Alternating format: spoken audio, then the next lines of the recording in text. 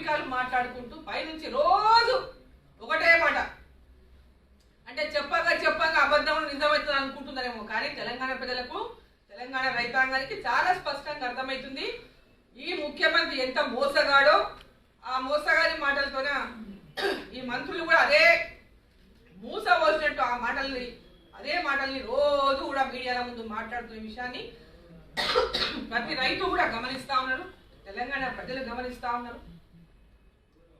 మీరు ఇంకా మోసాలు చేస్తామంటే ఆ మోసాలు వినడానికి కానీ మీరు చేసే అబద్ధాల మాటలు నమ్మడానికి కానీ తెలంగాణ ప్రజలు సిద్ధంగా లేరు. రాష్ట్ర రైతాంగానికి ముఖ్యమంత్రి హామీ ఇవ్వాలి, రాతపూర్వకంగా మేము ఢిల్లీలో ఇవ్వాలి, లేకుంటే మేము ఇక్కడే ఉంటాం ఇచ్చేవరకని పాపం మంత్రులు మాట్లాడుతున్నారు. ఢిల్లీకి వచ్చిందట, ఢిల్లీకి వచ్చి హైదరాబాద్ సేద తీరుతున్నారట.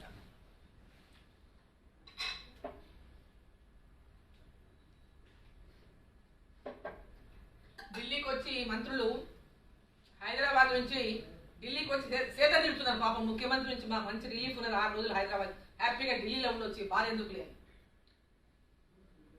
ఇలా ఏం కష్టపడుతున్నాయో వాళ్ళు వచ్చి పాపం ఢిల్లీలో ఏం కష్టం చేసిండ్రు.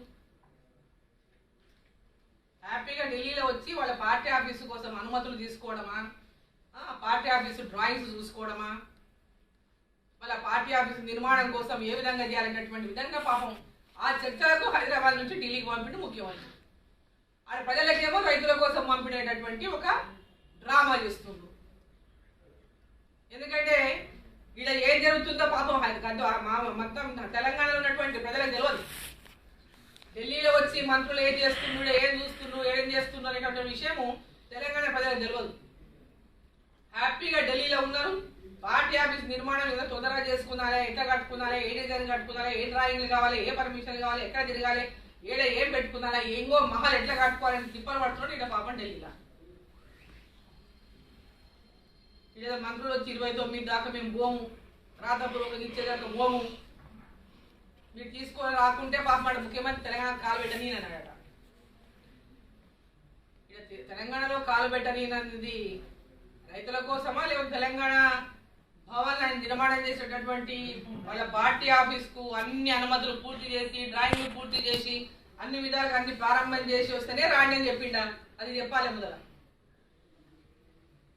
డ్రామా బంద్ చేసుకోవాలి, డ్రామా బంద్ చేసి ప్రజలను మోసం చేసే డ్రామా, రైతులను మోసం చేసే డ్రామా, తెలంగాణలో వచ్చే ఎన్నికల్లో టిఆర్ఎస్ పార్టీకి పూర్తిగా ప్రత్యామ్నాయంగా భారతీయ జనతా పార్టీ రోజు బలోపేతమైంది. తెలంగాణ రాష్ట్రంలో వచ్చే ఎన్నికల్లో టిఆర్ఎస్ పార్టీకి ఓటమి తప్పదనేటటువంటి భయంతోన ఈరోజు భారతీయ జనతా పార్టీని పదే పదే కేంద్ర ప్రభుత్వం మీద లేనిపోయినటువంటి ఆరోపణలు చేస్తూ, తప్పుడు ప్రచారాలు చేస్తూ ముందుకు పోతున్నటువంటి ఈ ముఖ్యమంత్రి గారు కేసీఆర్ గారు తన విధానాన్ని మార్చుకోవాలి. జనాలకు ఇప్పుడైనా, తెలంగాణ ప్రజలకు ఇప్పటికైనా వాస్తవాలు చెప్పడం నేర్చుకోండి, నిజాలు మాట్లాడడం నేర్చుకోండి, నిజాలు చెప్పి రైతుల యొక్క ఆందోళనను తగ్గించండి, ఆందోళన పెంచకండి రైతులకు. నువ్వే చెప్తే ఓ పూట సన్నాలు ఏమంటావు, ఒక పూట అదే ఆ పంట ఏంటంటావు, ఈ పంట ఏంటంటావు, వరి అంటావు, రైతు బంధు ఒకసారి ఉండదంటావు, రైతు బంధు ఇస్తా అంటావు, రైతుల పూర్తి చివరి గింజ వరకు కొంటా అంటావు, మళ్ళీ ఒకసారి సెంటర్లే ఉండవు కొననంటావు. ఇట్లా అడ్డగోలుగా మాట్లాడేటువంటి తీరు ద్వారా రాష్ట్ర రైతాంగాన్ని ఈరోజు అయోమయంలోకి నెట్టేసింది టిఆర్ఎస్ ప్రభుత్వం, మా రాష్ట్ర ముఖ్యమంత్రి కేసీఆర్ గారే అని చెప్పి సందర్భంగా నేను తెలియజేస్తూ, ఆ మంత్రులు కూడా పూర్తిగా ఆయన ఏం చెప్తే అది మాట్లాడడం. వాళ్ళకి తెలియదా వాస్తవాలు ఏంటో మంత్రులకి, గ్రౌండ్ రియాలిటీ మంత్రులకు తెలియదా? వీళ్ళట చావు డప్పు కొడతామని పెద్ద ఎత్తున మొన్న ఒక పిలుపునిచ్చి చావు డప్పు కొట్టించింది రాష్ట్రం అంతా. సిగ్గుందా ముఖ్యమంత్రికి? అసలు ముఖ్యమంత్రికి సిగ్గుందా పిలుపు ఇవ్వడానికి కానీ వాళ్ళకి కానీ?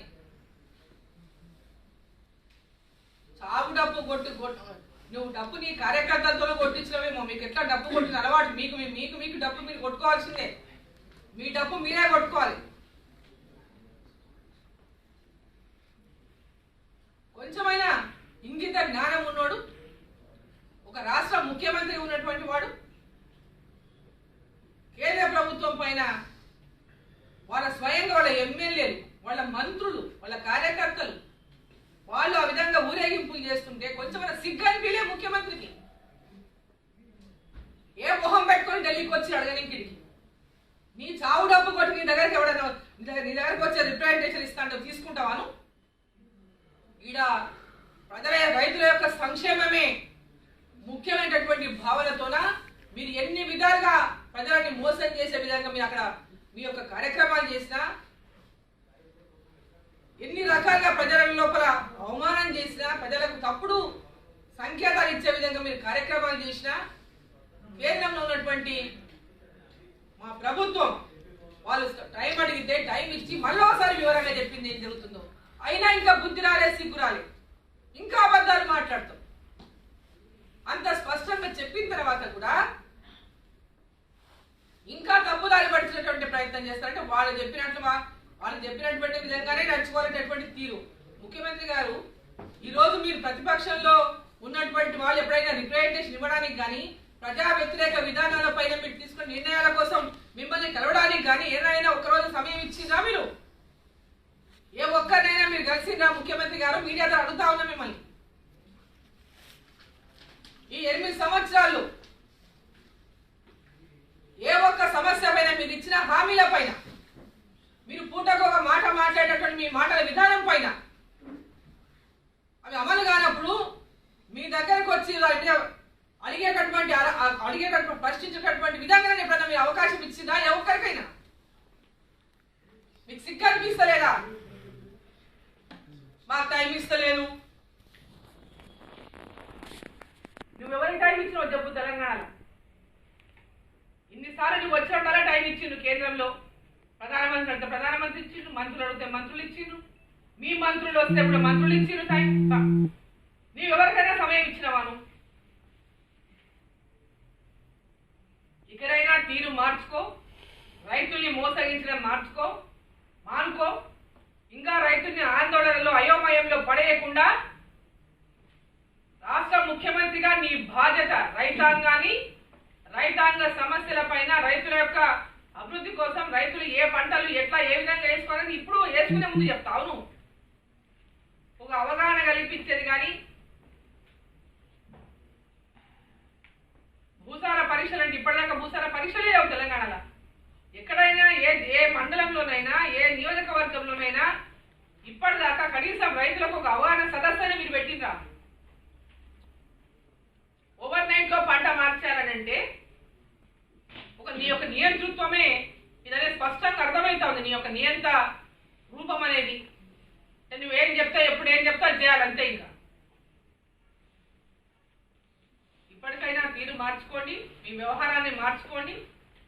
భారతీయ జనతా పార్టీ యొక్క మీద ఉన్నటువంటి తెలంగాణ రాష్ట్రంలో ప్రజలకు ఏర్పడినటువంటి విశ్వాసం కానీ, బలోపేతమైనటువంటి తీరు కానీ జీర్ణించుకోలేక, హుజరాబాద్ ఎన్నికల్లో భారతీయ జనతా పార్టీ గెలుపుని జీర్ణించుకోలేక, దళిత బంధు పథకాన్ని అమలు చేయలేక నువ్వు చేస్తున్నటువంటి డ్రామా, ఇప్పుడు కొత్తగా మళ్ళా ఉద్యోగ ట్రాన్స్ఫర్ల మీద వాటిపైన ఇచ్చిన కొత్త జీవో, దానిపైన పెద్ద ఎత్తున రావడం జరుగుతూ ఉంది. ఇవన్నింటినీ డైవర్ట్ కానికే ఏదో ఒక కొత్త వేషం వేస్తుంటాడు. ఈ వేషాలు వేయడం మానుకోండి. చిత్తశుద్ధితో ప్రజలకు సేవ అందించడం నేర్చుకోండి. మీకు ఇంకా మిగిలింది కొంత సమయమే. ఆ కొంత సమయంలో అయినా మీ యొక్క బుద్ధి మారితే మంచిది. మేడం, మీరు ఇవన్నీ చెప్తున్నారు, ఇవి మరి క్షేత్రస్థాయిలో రైతుల వరకు తీసుకుని వెళ్తున్నారా? అట్లాంటి కార్యక్రమాలు ఏమన్నా రూపొందించుకున్నారా? నిన్న అమిత్ షాతో ఏమన్నా మేరకు చర్చ జరిగిందా? క్షేత్రస్థాయిలో రైతులకు కూడా అన్ని విషయాలు తెలుసు. ఈరోజు క్షేత్రస్థాయిలో ఉన్నటువంటి రైతులకి ఇప్పటిదాకా కూడా కేసీఆర్ ఈ ధాన్యాన్ని తానే కొంటుందని చెప్తున్నాడు. మనం చూసినాం కదా, చివరి గింజ వరకు కొంటా అంటే పాపం ఆయనే కొంటున్నా అనుకున్నాం. ఇప్పుడు స్పష్టమైంది, ఈ ధాన్యాన్ని అంతా కూడా ఇప్పటి వరకు ఎప్పుడు కూడా ధాన్యాన్ని కొంటున్నది కేంద్ర ప్రభుత్వం అని రైతులకు అంతా అర్థమైంది. ఆయన చెప్తున్నదంతా కూడా మోసం అనేటటువంటిది రైతులకు అర్థమైంది. రైతులకు చాలా స్పష్టంగా అర్థమైంది. ఈరోజు కేసీఆర్ మొత్తం రైతాంగాన్ని మోసం చేస్తున్న విషయం తెలంగాణ రైతులకు అందరికీ అర్థమైంది. భారతీయ జనతా పార్టీ విషయాన్ని క్షేత్రస్థాయికి తీసుకెళ్తుంది. ఇంకా విషయాలపై రైతులకు పూర్తి స్థాయిలో భారతీయ జనతా పార్టీ కేంద్రం నుంచి ఏ రకాలుగా రైతులకు అండగా నిలిచిన విషయాలను తీసుకెళ్తాం మన మధ్యలోకి. ఎలక్షన్స్ కూడా రెడీగా ఉండాలి అని చెప్పి, అంటే ఒకవేళ ముందస్తు ఎన్నికలు వస్తే ఎదుర్కోవడానికి మీరు రెడీగా ఉన్నారా? అంటే మేడం అమిత్ షాతో కలిసినప్పుడు ఆయన ఉన్నారా, లేకపోతే మీరు అడిగితే ఆయన ఏమైనా చెప్పారు? అసలు ఏం జరిగింది? కన్ఫ్యూజన్ లేకుండా జరిగిన సంభాషణ ఎలా జరిగింది? కేసీఆర్ కి హుజూరాబాద్ ఎన్నికల తర్వాత మతి కోల్పోయిండు అని మేము చెప్పడం జరిగింది. మతి కోల్పోయి ఇవన్నీ ఇష్యూస్ చేస్తున్నాడు, కాన్ఫిడెన్స్ పోయింది ఆయనకు. ఈరోజు తెలంగాణ రాష్ట్రంలో పూర్తిగా ప్రజల విశ్వాసాన్ని కోల్పోయిండు. ఈ ఎన్నిక అంటే ఈ యొక్క నిజాన్ని జీర్ణించుకోలేక అనేక రకాలుగా ఈరోజు కేంద్ర ప్రభుత్వాన్ని ఏ విధంగా బ్లేమ్ చేస్తామనేటువంటి బ్లేమ్ గేమ్ ఆడడానికి ప్రయత్నం చేస్తున్నాడు అనే విషయాన్ని ఒకరోజు తను చెప్పడం జరిగింది. చెప్పిన సందర్భంగా ఎన్నికలకు కూడా ఆయన ఇంకా ముందస్తుగానే ప్లాన్ చేసుకునేటటువంటి అవకాశం ఉంది. లాస్ట్ టైం కూడా ఎవరు ప్రిపేర్ కాకముందే నేను ఎలక్షన్లో పోతాను పోయినాడు కదా, అంటే విధంగా ఈసారి కూడా ఆయన ముందస్తుగానే పోయేటటువంటి అవకాశం ఉంది అనేటటువంటి అంటే రకరకాలుగా బయట వార్తలు వస్తున్నాయి. కేసీఆర్ ముందే ఎన్నికలకు పోతాడు అనేటటువంటి వార్తలు వస్తున్నటువంటి విషయాన్ని వారి దృష్టికి తీసుకెళ్ళారు. ఎన్నికలు ఎప్పుడు వచ్చినా ఎదుర్కోనిక సిద్ధంగా ఉండాలి. క్షేత్ర స్థాయిలో పూర్తి స్థాయిలో ప్రజలకు పనిచేయండి. ప్రభుత్వం చేసినటువంటి అన్ని ప్రజా వ్యతిరేక విధానాలపైన పోరాటం చేయండి. నేను కూడా వస్తాను, మీరు రావాలి, నేను కూడా వస్తాను తొందరలో పర్లేదు చెప్పి. అంటే లోక్సభ ఎన్నికలతో కాకుండా ముందుకు వాళ్ళు వెళ్ళడం వల్ల బీజేపీకి నష్టం జరిగిందని మీరు ఏమైనా ఫీడ్బ్యాక్ అట్లా నష్టం జరిగింది పోయినసారి ఇట్లా ముందు పోయిండు, ఆ టాపిక్ అదేం మాట్లాడలేదు. కేంద్ర ఎన్నికల సంఘం చూసుకుంటుందన్న మాట ఏమన్నా అన్నారా? ఎన్నికలు ఎప్పుడు రావాలి ఏంటి అన్నది, ఎన్నికలు ఎప్పుడు జరపాలి ఆ విషయం కూడా వాళ్ళు ఏమన్నారు. మీకేంటి మేడం ఈసారి కూడా మళ్ళీ ముందస్తుగా? హాయ్ ఫ్రెండ్స్, మా టుడే టుమారో యూట్యూబ్ ఛానల్ చూస్తున్నందుకు చాలా థ్యాంక్స్. మరిన్ని లేటెస్ట్ వీడియోస్ కోసం వెంటనే సబ్స్క్రైబ్ చేయండి. అలాగే ఈ బెల్ని కూడా రింగ్ చేసేయండి. మా నోటిఫికేషన్స్ అన్ని మీ మొబైల్లో వస్తాయి. అలాగే మా వీడియోస్ మీకు నచ్చితే లైక్ చేయండి, షేర్ చేయండి, నచ్చకపోతే కామెంట్ చేయండి.